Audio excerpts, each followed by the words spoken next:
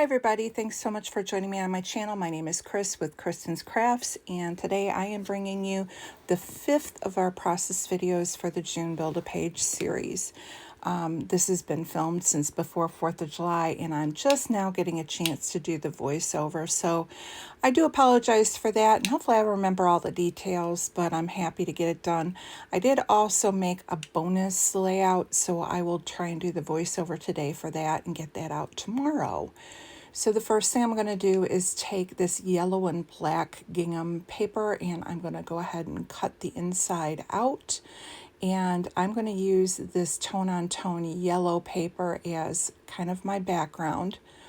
And then I decided that I was going to do kind of a design that I like doing. I haven't done it in a while, which is to put a piece of paper on top of it and lay it down kind of wonky and have it look like you've thrown a stack of papers together. I should have probably done it before I matted it, but I'm still happy with how it turned out. Now, I had originally picked the honey pot paper, but I'm going to actually go in and pick out a full sheet because of the fact, and I think I'm going to switch it to this floral because after I did all the gutting, it wasn't big enough, and that's why I probably should have done that first. But I'm going to go ahead and do it the way I normally do, which is to tack it down. And then what I do is I'll go from behind and I'll gut out the paper that I don't need. So the first thing you're going to see is I'm going to cut the background so that it is a 12 by 12 piece of paper, and I'm using the existing background that I had to be my guide.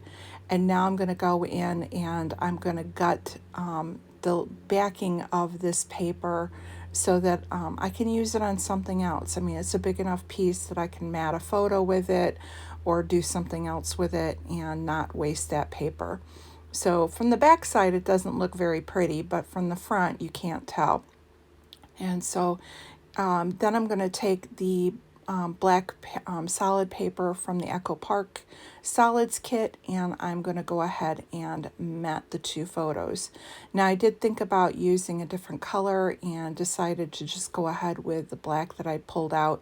I'm really just loving that black accent color, and it really looks good with this yellow paper. So I'm just going to go ahead and trim that down. Now, these are photos of my husband's side of the family who are also at the shower. So we have some of my son's cousins, my daughter, a couple of the sister-in-laws or aunts, and I think none of the kids were there, but still a decent sized part of the family was represented there. My husband's one of 8 kids, so his side of the family is a large group and they are fun. So I went ahead and just did these 2 photos of them. One is standing by the mimosa bar and the other one is where we're all sitting around the table. I grabbed this journaling spot. I think it says be happy or something, or maybe be our guest again. And then I grabbed the circular journaling spot and I just cut it in half to use at the bottom for my little bit of journaling. I'm going to take this be happy, the 2 words, and that's going to end up being my title, but I want it to kind of stand up against that busy floral background, so I'm just going to take some of that cut off yellow paper that I had from gutting the papers, and I'm going to go ahead and mat it on that golden yellow, and so now it stands up against that floral paper, and I'm going to put them on there a little bit wonky. I grabbed this little tag with the bee and a little honey jar, and then I have the other one with the honey jars, and I'm going to use that for building my cluster up above, and these little row of bees for at the bottom. And can't read I'll be wild and free, and that kind of describes my husband's family. They are, like I said, a fun group.